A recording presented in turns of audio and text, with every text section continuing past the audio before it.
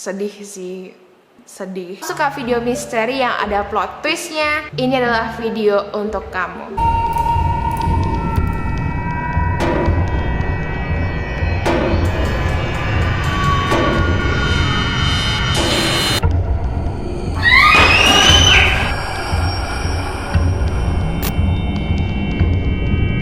Hai guys, welcome back to another episode of YouTube and Chills. Nama aku Yufi dan hari ini aku bakal membacakan satu cerita horor dari subscriber yang sangat menyeramkan. Dan aku harap sih ini nggak 100% nyata ya, karena ini menyangkut hal yang cukup menyedihkan. Jadi banyak sekali setiap harinya aku bakal menerima cerita-cerita dari kalian. Ada beberapa itu yang sangat menyeramkan, ada beberapa yang curhat, ada beberapa yang menceritakan cerita yang seperti ini gitu. Dan menurut aku ini patut kamu dengar karena ini selain menyeramkan juga cukup romantis. Jadi kalau misalnya kamu tertarik untuk dengar, dan make sure to keep on watching. Buat kamu yang pertama kali datang di channel aku, welcome. Dan juga buat kamu yang udah subscribe lama, thank you banyak. Aku upload video tentang misteri, beauty, dan juga fashion plus reality tips setiap minggunya. Jadi kalau misalnya kamu suka dengan topik tersebut, make sure untuk subscribe dan juga turn notification on biar kamu jadi pertama yang tahu pas video aku di-upload. Anyway, sekarang aku bakal ngebacain ceritanya. Ini tuh datang dari seorang perempuan ya. Dia ingin namanya disamarkan. Jadi aku bakal panggil namanya itu Jenny, kayak Jenny dari Blackpink. Karena dia adalah teman yang baik. Dan ini menyangkut temannya yang bernama Dinda. So, let's get to the story. Dinda adalah seorang wanita manis yang tinggal di seberang jalan. Kami tidak dekat sebagai anak-anak atau remaja karena dia sekitar 5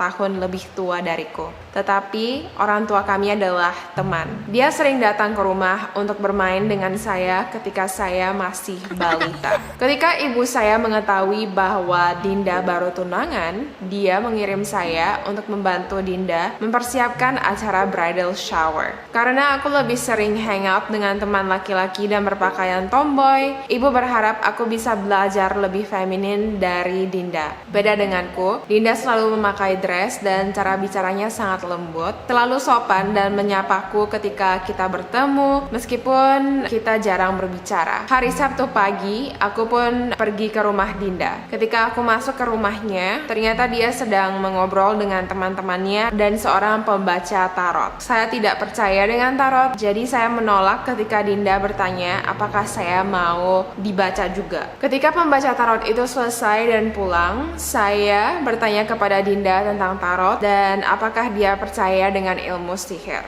Kamu percaya gak sih? Komen di bawah. Dinda dengan tenang dan senyum bilang, saya percaya Jen, saya aja udah bikin sumpah darah dengan calon suami. Yang pertama meninggal akan datang dan menjemput yang satunya secepat dia bisa. Dia menjelaskan kepadaku memutar cincin dengan lembut di sekitar jari manisnya. Bukankah itu terlalu dramatis? Bagaimana jika kamu akhirnya bercerai dan menikah dengan orang lain? Terus si Dinda yang bilang, kami tidak akan bercerai, kami adalah soulmate. Dia meyakinkan saya. Kenaifannya membuatnya sangat cantik, tetapi rasanya salah karena aku yang berusia 21 tahun dan berpikir jauh lebih dewasa daripada Dinda yang berusia 26 tahun. Saya tidak membahas masalah ini, tetapi dia terus membicarakannya dengan nada bahagia. Thomas akan menyukai ini. Saya berharap Thomas ada di sini dan seterusnya. Nada suaranya yang ceria hampir membuat saya percaya bahwa soulmate itu ada, bahwa Anda dapat membuat orang yang paling Anda cintai mengikuti Anda dalam kematian hanya dengan terus berharap.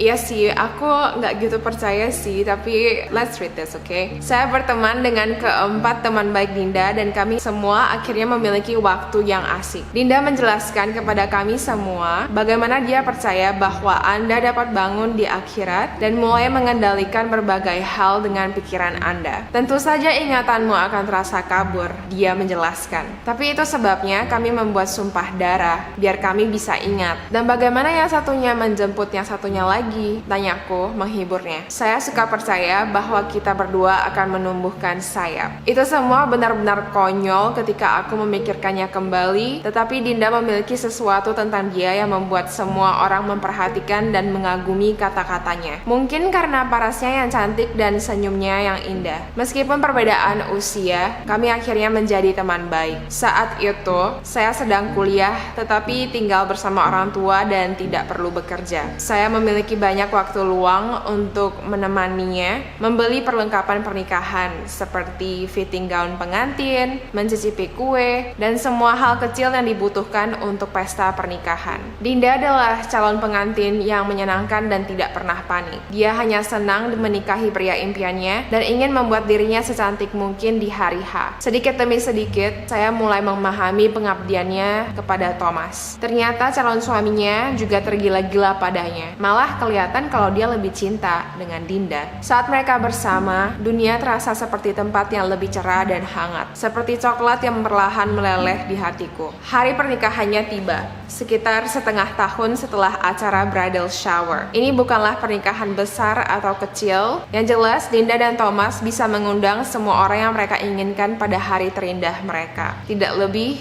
tidak kurang. Semua orang yang mereka undang datang. Saya merasa agak terhormat berada di sini. Namun, hari terindah tidak pernah datang. Ketika Dinda tiba, terlambat seperti pengantin biasanya, ada bisikan dan kegelisahan. Thomas belum juga sampai. Senyumnya tidak goyah, karena dia benar-benar yakin pria itu tidak akan pernah cancel pernikahan mereka. Tapi aku tahu dia khawatir. Para pengiring pengantin, 4 terdekatnya sejak SMA, mulai menelepon untuk mencari tahu apakah mempelai pria tiba-tiba sakit.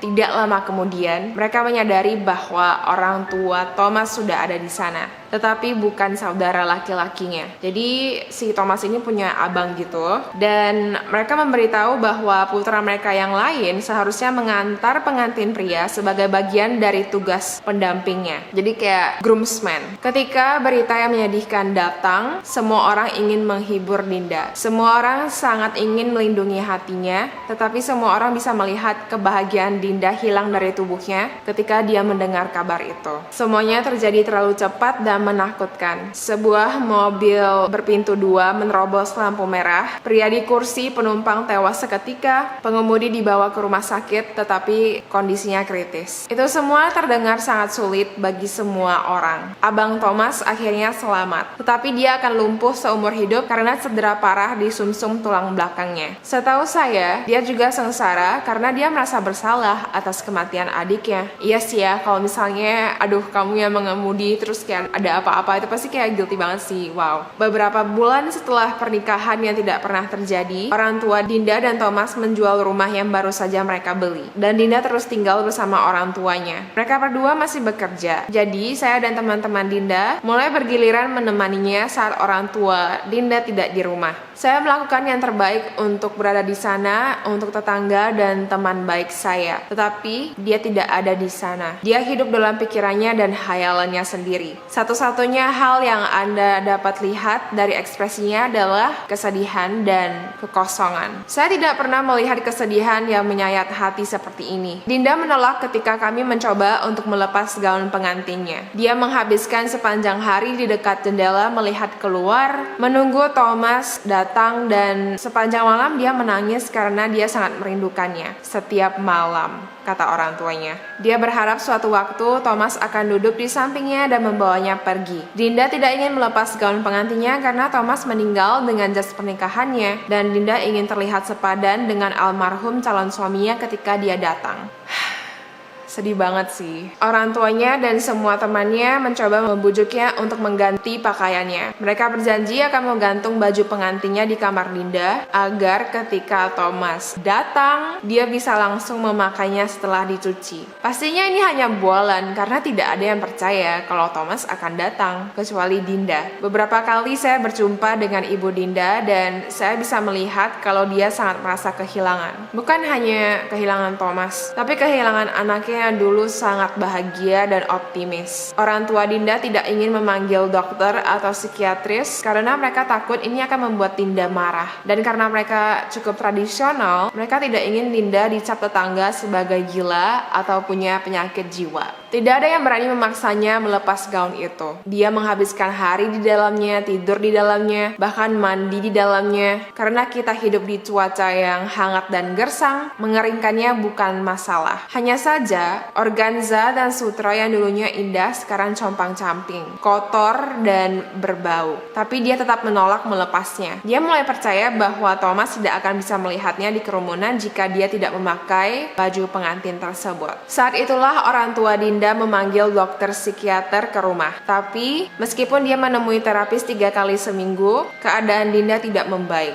Duka dan traumanya berubah menjadi penyakit mental yang lebih gelap dan lebih permanen. Dia mulai berbicara dengan Thomas.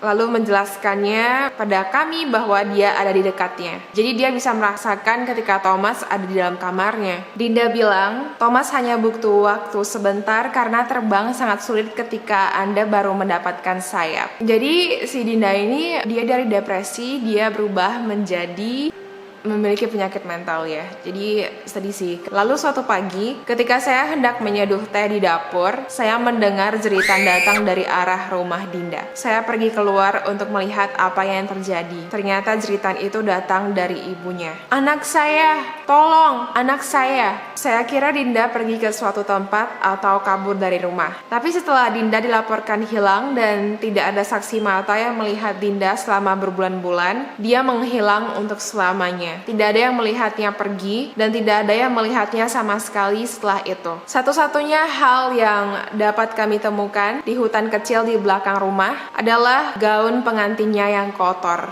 Ada lubang besar yang muncul di punggungnya seperti sayap yang tumbuh. Setelah menemukan gaun itu, semua orang yang mencintai Dinda merasa lega. Ibunya langsung mengakui bahwa dia benar-benar percaya bahwa Thomas entah bagaimana telah kembali untuk menjemputnya. Orang lain tidak menyukai penjelasan supernatural, tetapi berpikir bahwa ada kemungkinan hal itu terjadi membuat kami semua merasa tenang. Bukannya kami senang dengan kematiannya, tapi kami menyesuaikan dengan kemungkinan masing-masing, di mana akhirnya Dinda menemukan kedamaian. Bagaimanapun dia adalah seorang malaikat. Mengapa dia tidak menumbuhkan sayap dan pergi dengan Thomas? Keluarga itu mengadakan upacara peringatan yang indah untuk menghormatinya, dan perlahan-lahan kami semua mulai melanjutkan hidup kami. Sekarang Anda mungkin bertanya apa yang saya yakini. Saya akan tertawa getir karena saya tidak memiliki pilihan lain tapi bercerita apa yang sebenarnya terjadi. Okay, are you ready for the plot twist? Menjadi seseorang yang menghabiskan waktu paling banyak untuk menjaga Dinda di hari-hari terakhirnya, wajar jika akulah yang menemukannya sudah tidak bernyawa di bak mandi.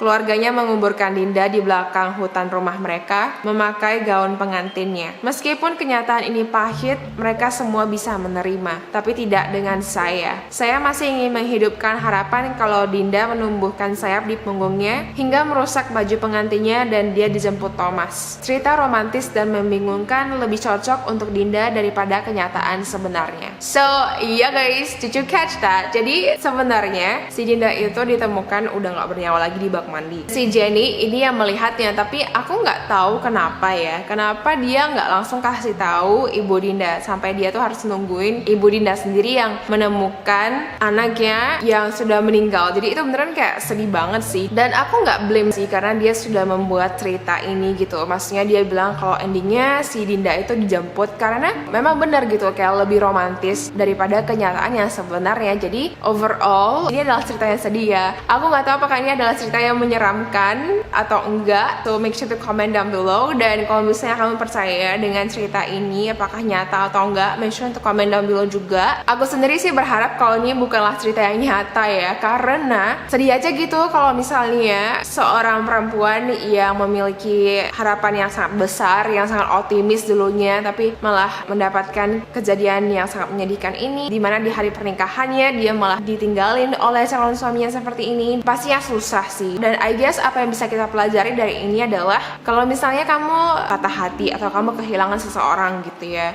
cobalah untuk move on, karena memang mungkin ini adalah cerita romantis dimana sekarang Dinda dan Thomas sudah bersama, tapi aku tetap nggak encourage kamu untuk ninggalin semuanya dan kayak move on on gitu loh, ke dunia akhirat gitu. Aku sama sekali nggak encourage, dan menurut aku tetap aja meskipun kamu sedang menghadapi masalah yang besar gitu, misalnya kamu baru putus gitu, jangan mikirin kalau oh that's it, kayak my life is over kayak Dinda gitu. Dan tetap keep having hope, karena pasti ada aja hal-hal yang baik yang menanti kamu. Mungkin nggak sekarang, mungkin nggak bulan depan, tapi kamu tetap harus optimis, karena apapun yang terjadi pasti ada hikmahnya. So yeah guys, let me know what you think about this story. Dan kalau misalnya kamu punya cerita serem, kamu juga bisa email aku di curious@gmail.com dengan title subject cerita subscriber. Dan buat kamu yang pengen tahu warna lipstick yang aku pakai hari ini aku pakai lipstick dari NYX. Ini itu adalah collection lingerie, warnanya itu adalah ruffle trim ya, nomor 4, and I really like it. As you can see, warnanya itu kayak cocok banget sama semua warna kulit, so make sure to try it out. Anyway guys, thank you so much for watching. I hope you stay healthy and stay safe, and I will see you in my next video. Bye guys! I know I'm not alone.